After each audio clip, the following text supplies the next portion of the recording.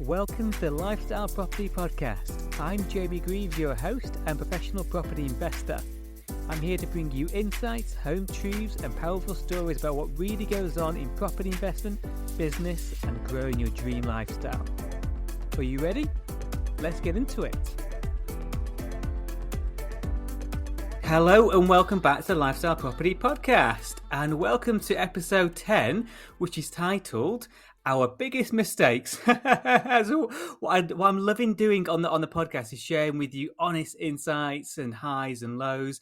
So today are the biggest mistakes I've made in property, and I've got a special guest. So today's guest, which is the first guest on the podcast, is one of my close business partners, Philip Saunders. I'm going to say hello, Phil. Hey guys, yeah, thanks Jamie. Pleasure to be here. Really enjoy doing this sort of thing. So great to jump on the podcast with you and share some of our learnings to your listeners. Yeah, 100%. So I thought I'd throw Phil in the deep end in terms of our biggest mistakes made, because we don't hear enough of this. We hear too much about the highs and not enough of the lows. Just to provide a bit of background on Phil. Phil and I have worked together now closely for 4-5 years, and then the years are rolling on. We built a very large SA and holiday let portfolio together. And around 3 years ago, we started mentoring and coaching and training people in our space start and scale their portfolios through the SA Masterclass. So we've been through a lot of mistakes together, but we haven't shared our biggest. We've not spoke about this podcast before the podcast, so you're hearing it authentically, and some of my mistakes might surprise Phil and some of Phil's mistakes might surprise me, but we want to be really raw and honest. Yeah, so perhaps Phil, would you like to introduce yourself to the audience for 2 minutes, and then we'll get stuck into our 3 biggest mistakes in property. Over to you. Yeah, happy to do a little introduction on who I am and where I've come from. Yeah. I used to work on wind turbines before I had my young family, going back 7 years ago now. Traveling the world, hanging off these enormous machines, generating renewable energy for us all. A brilliant job. You needed a good head for heights, had a good sense for adventure and travel, and it ticked, a lot of boxes for me. And also really well paid, really, really well paid. But then things kind of shifted for me when I had kids. My kids are 7 now. And then the first couple of years of their life, it was still okay to be traveling around and working on wind turbines, gave me a nice break from the family life, which was good. And I was obviously providing a good income for everybody. But then I really started to miss them, and they really started to miss me. And that's when I was really trying to find a route out of that industry. How do I get out of this great job that I love, but now I want to be at home more, trying to replace that income. Property was kind of my attempt at doing that, which is where it was led me to everything I've done today. Done some really interesting creative deals. I can go on and on about some of the stuff I've done. But before I got involved with Jamie and we started working together, my first deal, which is really interesting, was a rent-to-rent on a piece of land. Living in the Peak District, I live in a beautiful part of the Peak District here. I was really looking at the opportunities around me and trying to find a way in. And like lots of people, struggling to do the rent-to-rent strategy with property, with bricks and mortar, with no experience. It's quite common, nowadays that people come across these brick walls that stop them advancing. But I found a unique solution and worked with local campsite owners and said, hey, look, can I rent a piece of your land and put a campsite here, which ended up being some yurts. So that was kind of my unique way of getting around things.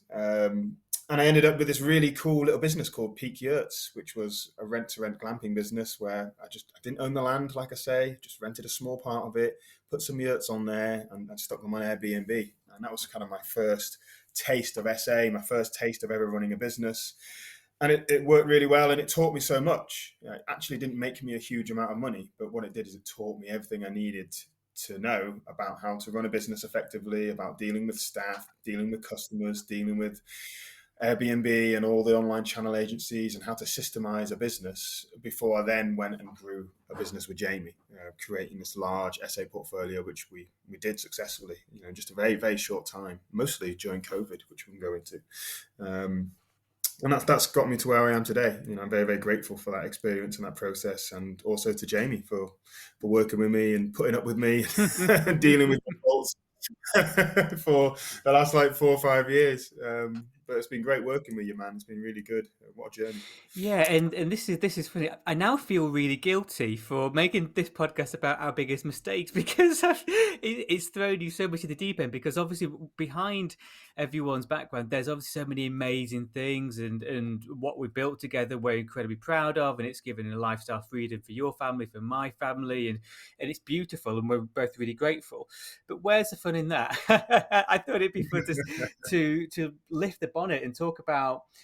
Because to achieve anything great in life, sometimes things go wrong, and especially we scaled quickly in a time of COVID, so naturally mistakes would have been made. So I thought this would bring huge value to the audience. So yeah, I do apologise for throwing you in the deep end, but life's short, why not? So let's share our biggest mistakes. So the format for the podcast, guys, is going to be basically we'll take it in turns. It'll be like a group therapy session, and we'll share the biggest mistakes we've each made. So we'll go through our like 3 mistakes each that we've made since starting and scaling our property investment portfolios, and then getting to where we have done today. So over to you, Phil. What's your mistake number 1? Looking forward to hear I've got a these. few. Yeah, obviously we've got 3 each. Trying to pick which one to go first was a challenge. But there's so much learning in this. Like I know you say you're throwing me in the deep end, but there's so much learning to come from your mistakes. I don't regret making any of them because you learn from them and then you move on and you become better. So yeah, my first one is to just take your time. Take your time. When we were growing our portfolio, it was really exciting, really fast. I mean, at a time during COVID when there was just deals everywhere, we were getting property after property after property after property, and we did them all. We kept on getting more funding. We kept on finding more deals, and it grew and grew and grew and grew. And what happened for me personally is it got so busy. We're so fast on this journey of accelerating our property growth that I didn't have any time to go and work and earn any money anywhere else. So I quit my job. And went, right, I'm done with wind turbines. I'm a full-time property investor. I'm going to do this. And I borrowed money, found money, managed to pay my way for the first couple of years just by lending money of friends and family through this massive period of growth. But the cash flow from the business took a while to sort of catch up with that. And so it's only now really we're in this great position. But during this rapid growth phase, everything was getting reinvested into the next deal, the next deal, the next deal, the next deal. Long term, that's been fantastic. But short term, yeah, it was a couple of painful years where we just didn't have a lot of money whilst we were going through this period of growth. So I just tell people, take your time. Tell people to take the time, do a few deals, do 1, 2, 3, 4, and then really stop and make sure you're getting the cash flow in before you go and get 4, 5, 6, 7, 8, and 9. So taking your time, I think, is really crucial. Don't go too fast. Don't grow too big too soon. Yeah, it's funny, isn't it? Yeah, I've got somewhere out there. We bought like 18 properties in 18 months, but we don't recommend it. We don't, because yeah, Yeah. we scaled so quick, and naturally, yeah, in that scaling, we were that busy on the next purchase and the next refurb, the next purchase and the next refurb that it was a crazy time, wasn't it? And naturally, when you're buying and refurbing properties, they're not yet ready making income. It takes about a year for them to be, bought, refurbed, systemized for the cash flow to start. And we were just buying, buying, buying, buying. So, yeah, there were naturally mistakes in there, and it's really avoidable, aren't they? Really avoidable. Yeah. I mean, it was exciting, and I mean, you both just jumped on the bandwagon. We just kept going. You kept on feeding more and more deals, which you're so good at. You're so good at finding these great deals, and there were so many during COVID, during those years. Kind of each one that was presented to us was like, "Well, I'd be mad not to do this," and then we'd get down through the conveyancing process, and you'd find another one. Oh, I've got another one. We'd be mad not to do this one, and they're all great houses, and I don't regret doing any of them. But yeah, it was just a period of opportunity, and we really made the most of it. But yeah, trying to create the cash flow from those to pay both of us a full-time wage, it just took time. Yeah, it just took time, as it always does. Buying these things, setting them up, getting the guests in. It just takes a while before the actual cash flow starts to show a positive return. I didn't quite realise that at the time. It was just let's just keep going, let's keep going, let's keep going. But it left me no time to go and do my job that was earning me money at the time. So I left that, and suddenly I had no money coming in. But it's okay. Like I say, I don't regret doing it. Just I wouldn't advise to buy 18 properties in 18 months. Like absolutely nuts, absolutely No, nuts. I'm obviously grateful. So in the background, I did rent to SA before we bought those. So I had the income coming in from the rent to SAs, which were paying for my lifestyle, and then to give Yeah, that ability to buy. So that's a, it's a really useful tip. If you do want to go full time in property, something like a rent to SA can work really well because you can get those set up and done and paying your cash flow far quicker. Then that can support you to then buy. And then you can start buying, or as Phil's referring to, keeping your job and buy, and then buy might take a couple of years, 2-3 years for all the income then to run through, and then get you financially free. So yeah, whereas Phil, yeah, we dived in, but certainly, yeah, from my side there, the rent to SA really helped because it gave the kind of cash flow really.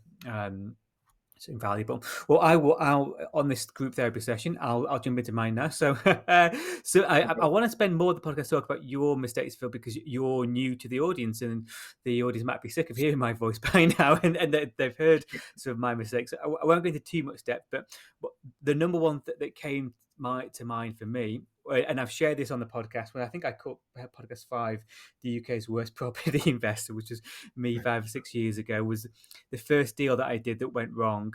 So just to recap, for everyone, I didn't listen to my gut. This is before I was working with Phil, before I was doing everything correctly. I should have walked away from the deal. That like money burns a hole in our pocket, and I almost and should have lost more than half of my life savings, and I did lose it.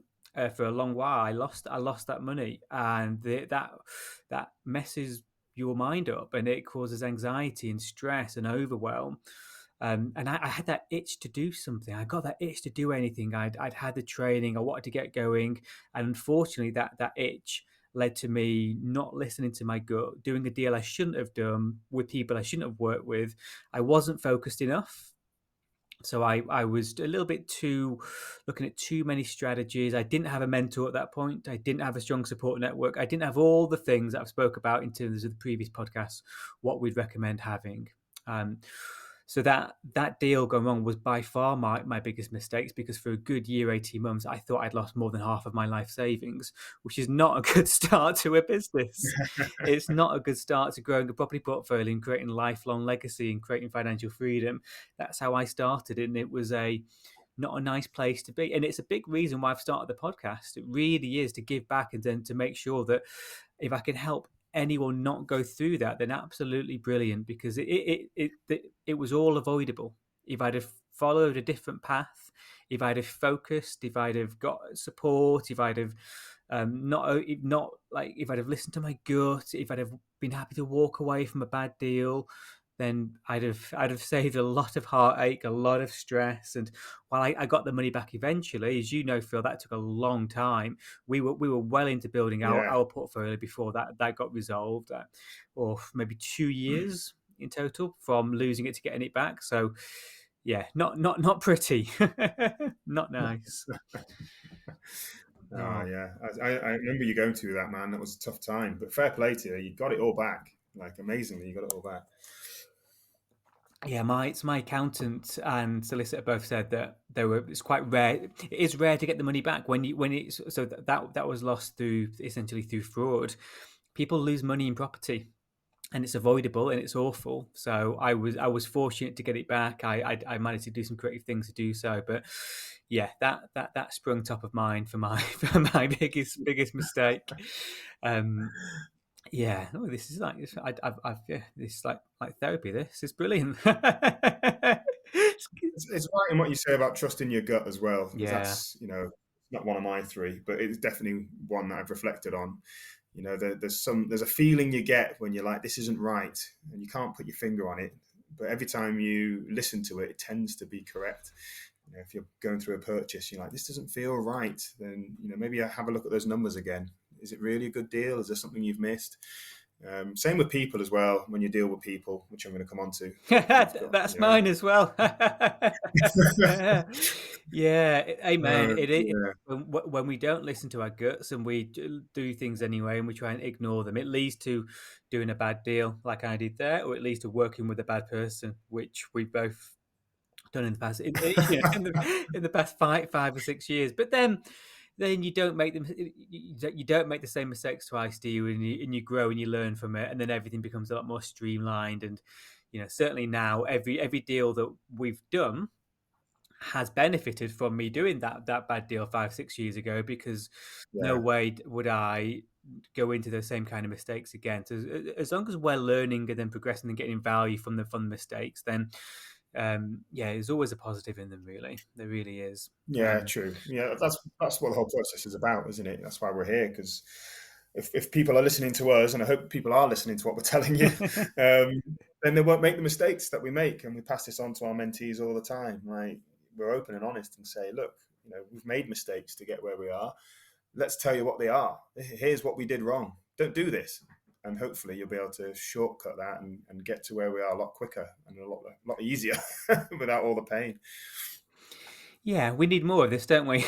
we need more of this in our sector, and this is why I've started the podcast, really, to be the change that I was just not seeing around. So, okay, this has been a great start. What's your mistake number two? What came to mind? Well, sounds like it might be similar to yours. My mistake number two is really vet your JV partners Mm, thoroughly. Thoroughly. Now, when me and Jamie were going through this rapid process of buying house after house after house after house after house, we were meeting more and more people that wanted to work with us. And a lot of them we jumped into bed with quickly without really vetting them, without going through a thorough process. And in most cases, it was fine. It worked out. Oh, I know a guy that wants to work with us. Great. Let's sign some contracts and let's buy a house together. And we did that multiple times. And we got away with it. We got away with it and we got away with it until we didn't, until we eventually found a JV partner that worked with us that didn't work and was really toxic, and things fell apart quite quickly. It was a difficult situation to deal with. It was a very, very difficult situation to deal with, because these people own shares in houses. They own the property with you. Suddenly, you don't want to work with them anymore, and they don't want to work with you anymore. So, like a marriage, a JV is a difficult thing to exit if you've not planned for it and if you've not done your due diligence. So, that's really changed the way that we approach going into JV, joint venture partnerships, with people that are buying houses for us for the long term. Slightly different for sort of flips properties where you're only holding for a year or so and then selling. But for the long term buy and hold properties that we want to keep for multi-generations, pass on to our kids and our families, we're very, very careful with people that we invest with now. And there's a real process that we go through. We get to know people a lot. We meet them for coffees. We meet them in person, certainly. Often we'll ask people to sort of do a loan agreement with us for several £1,000s for a year, just to test out the waters in a sort of a lower risk way. So, now we've got a pipeline of people that want to work with us that we're just constantly vetting, ready for the next deal. And that's something that we've built over the process, over the it's last few funny. years. Yeah, I had the very Yeah, same. I had the very same mistake number two. Mine's I've just titled it "Picky with People." Far, but yeah, it's not just JV partners, is it? It's everything. So we want to be so. Just to give some context into what Phil just shared there, when we're early on in our investment career, we sometimes, once we've spent our money, so if you're going full time into property, and you're building the kind of portfolio that we did, quite often, so you'll put your money into your assets, you put your money into your portfolio, and then you'll start to raise private money if you want to keep the portfolio growth. And sometimes we pedestalize the money, so we think that the money's the rare attractive thing. And I've learned it's not. It is not. The deal is by far more important, because it's the deal that makes the money. It's the deal which is amazing and it is life changing. And we at that point, we're being hard on ourselves. This is 4 years ago. We're significantly more experienced now. No way would have made the same mistake. But I know that we sometimes pedestalize the money. So if someone would approach you saying, "Oh, Phil, Jamie, I've got 100 grand, 150 grand, keen to work with you guys," that was about the level of due diligence. Oh, yeah, then we got on a 10-minute phone call. Great, so let's talk about what deal we want to buy. And no, no, because we were pedestalizing the money. Whereas no, no, no, and then obviously now we've got more money, then we don't need to pedestalize it so much more. But yeah, so my one, and then we can talk around it, would just be have a way higher bar for people I work with. Way higher Yeah, bar, because one rotten apple will spoil the cart, and we want a world class team. Phil's example there was a joint venture partner that we went and bought a property with, but it's not just joint venture partners; it's business partners who you're going to work with. It's your service provider. So, if are you getting an accountant, who's your solicitor, who's your broker, who's your builder, who's your architect? We could go on and be far pickier with people and take our time vetting them, because we want a world class team. And one bad of any of those, one bad JV partner, a bad accountant, a bad builder, a bad business partner, that's what leads to loss. It leads to overwhelm. It leads to frustration. So yeah, we all need to be pickier with people. Um, for sure. yeah, when we're not alone there as well. We hear so many horror stories in the position Phil and I are in. We hear a lot of horror stories, and oh yeah, and it's often with people. So my bad deal gone wrong. Mistake number one was I worked with the wrong people. So this is the same point. We all need to be a far pickier who we work with, and just have self belief and value in what you're bringing to the party. Yeah, and the other thing I would say is the best time to look for a JV partner is when you don't need one. So often people suddenly find an amazing deal and they're looking for, £100,000 or whatever the figure is to come and get the deal done from someone. And then in that kind of desperation, you're running around, you're trying to find someone to put the money in, and you'll almost deal with anyone. Anyone that is interested. You'd be like, great, let's sign the contract, let's go. And we're certainly guilty of that. And like I say, we were lucky, we got away with it multiple times. But if you don't need the money, it's a great time to go and build those relationships right now. Even if you've not got a deal yet, if you've not done any training yet, if you're not entirely sure what it is you're going to do in property, it doesn't matter. Just get out there, get networking, and start building relationships with people. Property is a people business. It's all about people. People think it's all about bricks and mortar, but it's all about people. So go and build those relationships. Go and get to know people that you want to work with, even when you don't have any deal to present to them. Because then when you are ready and you do find that amazing deal, there's lots of great deals out there right now, then you've got a short list already of people that like you and you like them and you want to work with, you can present it to. And that really helps. That really helps take the pressure off.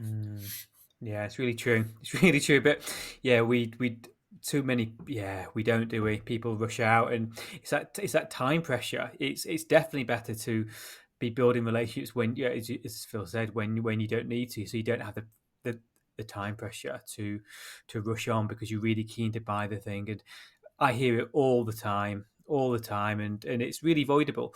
Funny enough, what I was reflecting on there when Phil was talking, were when it does go right. So when it goes right, it's often and I suppose we can relate this to dating. Okay, so why not? Dating shows are always popular, right? So it's really similar. When it goes right long term, it's been slower up front. Okay, and I'll give two real life examples, and Phil, you're involved in both of them. So in terms of how Phil and I got to know each other, we didn't set out a master plan of, all right, we're going to go and buy 15 holiday lets together. We're going to become financially free. We're going to become business partners for life. We're going to set up a training and masterclass. And we're going to help loads of mentees and change their lives. And then we're going to run ultra marathons together. No, no, no, no. We didn't have any of that plan. We were just helping each other out. Phil was managing other people's SA properties for them. I was taking on my own rent to essays in Manchester at that time, and then sourcing for other investors. And Phil was being really ethical around giving advice. Oh, don't do that, Jamie. Don't do that deal. It doesn't work well in that block. And we were just talking and just helping one another. And slowly, slowly that built. So we getting to know each other, and then, oh yeah, I like that. And then we got shared values, and you meet each other's partners. So when you don't rush into bed, when you take your time and embed them common values, then you can then look what we've built.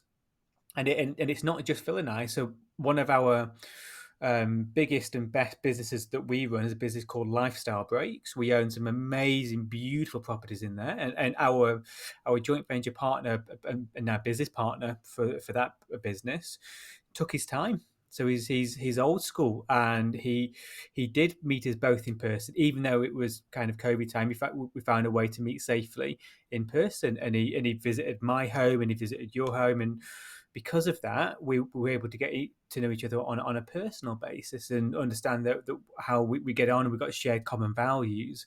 And then look what we've gone and built together, some of the properties and the portfolio growth that we've built because we didn't rush into bed. And I'm really grateful for, I won't name drop because he's quite a private individual, but anyone that follows us on socials, we did the ultra marathon together. This gentleman and Phil ran it, and they dragged me along. But there's that's been built now, that friendship and those shared values, because we didn't rush into bed. So when you do things correctly, amazing things can happen. Okay, just like when we're not, when yeah, just on the reverse of making the mistake, really. Yeah, absolutely true, man. No, absolutely true. I agree with everything you said there. Yeah, Really good that's advice. good because yeah, it'd be somewhat worrying if you didn't, wouldn't it? um, yeah. So your last one. I know I'm putting you on the spot with Oh these, yeah. but what's your third mistake you thought of when I sent you the homework? Okay. Yeah, slightly less of a mistake. This is easier to fall into Mm, for everyone. So when you get started doing SA in particular, you wear multiple hats. You know, you end up doing a bit of everything. You're a bit of a deal sourcer. You get the property, and then you've got to do the conveyancing. And you've got to set the place up. So you become a bit of a painter, a decorator, and then a designer, and you're putting the furniture in and making it look pretty. And then you become a property manager. So you're dealing with the guests and checking people in and checking people out and dealing with the payments and all the accounting and so on and so forth. So it's kind of natural that as you set up any business, you end up doing every job to start with, which is really good. I kind of advise people to do that. But then once you've done that, you know, one or two times for the first couple of properties, you really want to lock into what your strengths are. You know, what are your mm, strengths? And try and utilize those. What is it that you can do that no one else can do? And that's where you should be operating as much as possible. And as much as possible, outsource the rest. And one of the traps that we both fell into, I think, is working in parts of the business that really aren't our strength. In some ways, yes, in some ways, no. But I'm still kind of dealing with a lot of things with this business that we run that aren't really my strength, but it's just that no one else does it. Whereas if I'd have set it up in a different way from the start, I could have really focused on what my strengths were, and that would allow us to grow maybe a bit bigger and buy different properties in different areas rather than working too much in areas that aren't my strength. So I just think everyone should go through that process, but then really lock into what is your strength? What is your strength? And make sure you spend as much time in your business using your strengths, whatever that happens to be, and finding other people to do the rest. mm. That'd be my mistake. Amen, amen. I might do an entire podcast on that.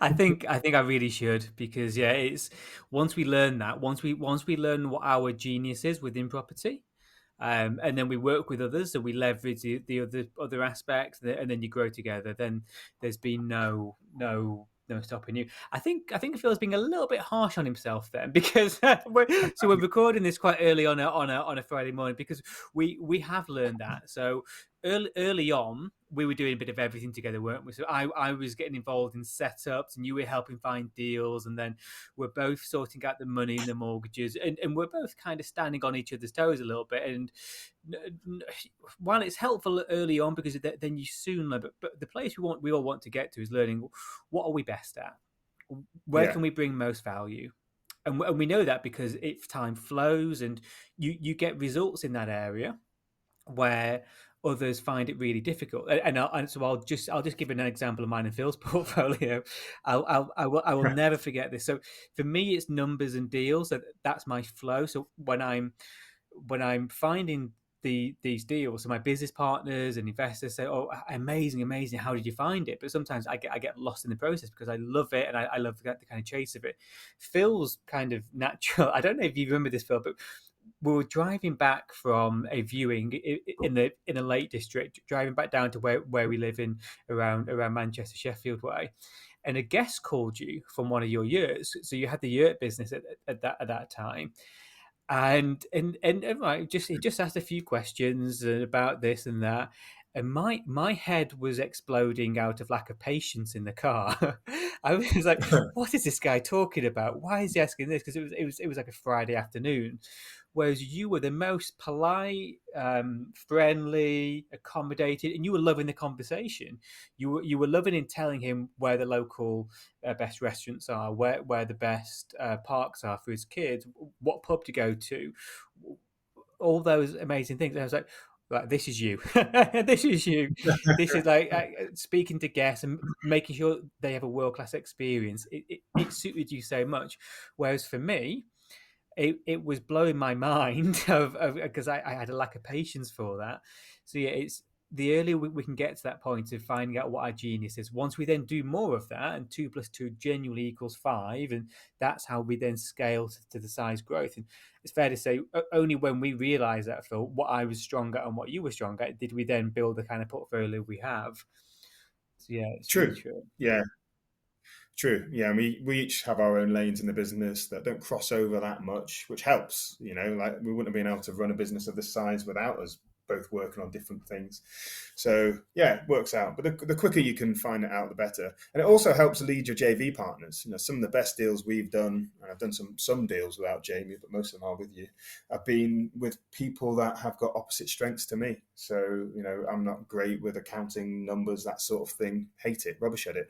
So some of the best JV partners I've got are accountants. I've worked with some brilliant accountants, and they deal with all of the numbers and make these amazing spreadsheets that I could never come up with. But then they don't want to deal with the guests or the refurb or the painting, the decorating, the whole setup side, but they're great with the numbers. So it really helps when you're looking for these JV partners, any partner in business, to know what your strengths are and seek to work with people that aren't your strength, which works very, very well. I can attest to that. It works very, very well. Yeah, I mean, I have covered that on previous podcasts in terms of the power of collaborating, and that's the beautiful thing about property. It's one of the reasons why I fell in love with it, because we can't do that to buy stocks and shares or gold or Bitcoin. Oh, you're good at that, you're good at that. We'll do it together, but we can in property, and it allows us to do more. We can scale to a higher level. And also we can live that kind of dream lifestyle. Like, so some of the more maybe softer angles of maybe things we've not spoke about too much, but being in business together is brilliant for lifestyle. So when one of us wants to go on holiday, it's complete holiday and no access to them. When one of us wants to help family, great. So I helped family a couple of years ago, and I could dip out of the business because we've working together works beautifully for that. Yeah, you don't want to. So this is a tricky thing to find, isn't it? Because we like those who are like us, so we get drawn to people who are just like us. And I've got a few friends in property who are just like me, and we kind of laugh and joke and say, "I'll never work with you, mate," because we have the same skills and we have the same strengths, but also therefore we have the same weaknesses. So there's no Yeah. there's no good in working together. You can be friends with them, support them. You can absolutely get along with them, and they're important people to have in your journey. But don't work with them. You want to work with people who are complementary. So that then comes down to self-awareness. That then comes down to knowing the value you can bring, and knowing what's best to outsource, really. But yeah, it's a huge one, and when people figure that out, it really speeds up their portfolio growth and their access to financial freedom for sure. Yeah, 100%. 100%. Yeah, it's funny. We're not really. Yeah, we're just agreeing with one another here because we've I suppose we've lived through a lot of these mistakes. So my last one, and this is a little bit different to what we've spoke about so far, but this is probably my number one when I'm really considering the biggest mistakes I've made in property. Because with the other two that I've mentioned, so in terms of the deal that went wrong, we both benefit from that massively because I make sure the level of due diligence I do know on deals is significant. And in terms of being picky with people, okay, we had one bad JV partner, but all the rest have been brilliant, and now we're really picky who we work with. So that there's been a lot of benefits from those two, but there's not many benefits to this one. So the my last mistake is all the many deals that I and we have lost out on due to a combination of, and this is predominantly in the early days, of a lack of clarity and a lack of speed and a lack of focus and a lack of knowledge. So, my lord, if I knew what I knew now 5 years ago, then all the many deals, because unfortunately we don't know what we don't know, and we could have grown and scaled quicker and easier and bigger had we known what we know now, and been a lot more focused and had a lot more clarity and a lot more knowledge, and we'd have had the cash flow sooner, and we'd have had the freedom and the time freedom and financial. But we've we and I have lost out on a lot of cash flow and a lot of capital growth and a lot of amazing properties, um, because I lacked the knowledge at that time, or I had the knowledge but I didn't have the mentor, I didn't have the guidance, or I had that but I didn't have the focus, or I wasn't we weren't quick enough. We lost out to deals because we didn't have the clarity of mind. I could rattle off a dozen or so properties that would have been absolutely amazing. Now, obviously, there's been a huge amount we have bought and have done, and really grateful for that. But the opportunity cost in not having that level of focus and knowledge and speed and clarity is by far the biggest mistake I've made, by far, because we don't know what we don't know, and we'd have left money on the table and turned down deals because they're not no money left in, but they don't need to be. And there's so many examples. So that's probably the biggest mistake and maybe any of us will make in property. It's the opportunity cost of deals we don't do, and cash flow and growth and time freedom we don't get early enough because of a lack of knowledge or focus or clarity. Yeah, Okay. that's honestly the biggest mistake. Oh, interesting. You're right. I kind of want to put you on the spot and see if there's any that you remember particularly. There's Oh, one deal plenty. that I All right then. I want to dive down this rabbit hole a little bit if we've got time because it's interesting. Plenty. The other thing to counteract to that is your follow-up system's pretty amazing, pretty comprehensive, and there are deals that when you do have everything that you mentioned that you lacked for the ones you missed, when you've got the right focus, and it's an amazing property, and maybe we've got to the house, a little bit later in the day, and there's other offers on the table. Think about some of the houses we Mm. bought where you've just followed up and followed up and followed up, and the previous offer's fallen through, and then they've come back to us because you've called the agent every week. You've been so good at that. Some of these great deals that we bought, one of our first ones, you called the agent every single week just to see how things were and build up the rapport and build up the rapport. And then just before Christmas, they called you up and said, it's fallen through. Do you want it? We were like, yes, hell yes, we want it. So yeah, the other flip side to that coin is the deals that you have secured that we shouldn't have really got have all come through persistence and clarity and focus. But I'm still going to ask you the same question. What were the couple of deals that you missed out on that you were like, I really wish we'd bought that one and we messed up because of this and that? Yeah, we only remember the ones we've done. We only remember the ones we get. But I remember because so in our business, for anyone which doesn't know, in the portfolio side, I focus, just to go back on Phil's mistake there in terms of collaborating with our weaknesses. My role is deals and finance, and then Phil handles more the refurbs and management side. So we've now split it. So I see a lot of deals that we don't get because one reason or another. But I'm going back a few years now, because obviously we have speed and focus and knowledge and clarity now, but some years ago we didn't. So I remember on two occasions there were properties which came up near your road. If you remember Yes. the ones, they were near Phil's road, and they were cracking deals. This is two separate times over 5 or 6 month basis. On the first one, on the first time, this would go back 4 or 5 years now.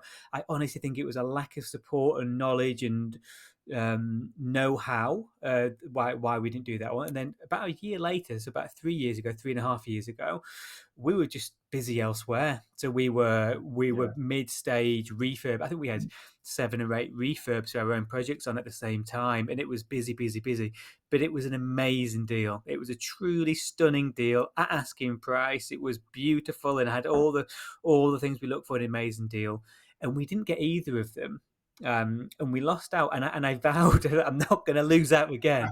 Um, so yeah, but there are positives in any mistake, so long as we learn from them. But I'll never forget those two. Then there's another one up in the Lake District that I'll never forget. It was a majestic farmhouse style cottage, beautiful, beautiful, beautiful. And I waited too long to book the viewing in because I was trying to perfect things, and we took too long to view it. And in the time that I then booked the viewing in, someone else snapped it up. So we vowed Oh, never, ever, ever for that to happen again. Um, and then to be fair to ourselves and now what we teach others, we don't allow that now. So you might remember, we now work at speed. So now when I'm sourcing a deal, it's more I found one, I want to view it the next day. Phil, let's go and view it the next day, because success loves speed. So if you want to get once you got that place of it's so this is why I'm doing the podcast. If we all get clarity in our mind of exactly what we want, exactly what we're looking for, exactly the reason why do you want to buy property, what kind of lifestyle is it going to give us, what kind of freedom will it give us. Once we get rid of the overwhelm and we get the focus and we get the clarity, that then allows us to move far quicker, because if it's often it's whoever moves quickest will get that amazing deal. Yeah, so yeah. Speed is so important. it really is. Yeah, so I could list 100. Yeah, you probably got a few more that I don't even know about, but yeah, those ones do ring true. The ones near me, particularly, I do remember them. Still walk past them. Still walk past them nearly every day and go, we could have Could have got got that. that. But there you go. It But is then what it we is. we learn, yeah, I we think we were learn and also develop and somewhat. grow. I think in one of those, we were also let down last minute by a poor JV partner. If you remember, it was a great deal. We found the funding. We were lined up, ready to That's right. go. Yeah. And then, right at the last minute, they pulled the rug from under us and said, "Oh no, actually, we're not interested." And it was kind of too late to find someone else. We didn't have the time, and it went very quickly. Well, I Um, suppose we didn't have the network then as well. Yeah, when you're early on, it's just the reality of business. When you're early on, you don't have 50 people willing to buy properties with you because you're still building your experience and credibility. So yeah, at that stage, yeah, I remember who you're referring to there. We did, whereas now there's, it's a really cruel world, isn't it? It's really cruel in the it's really like business is not fair and property investment is not fair because the more you do, the more experienced you are, the easier everything gets, right? So the easier it is now for me to source a deal now is way easier than what it was 5 years ago because I've got a way more knowledge.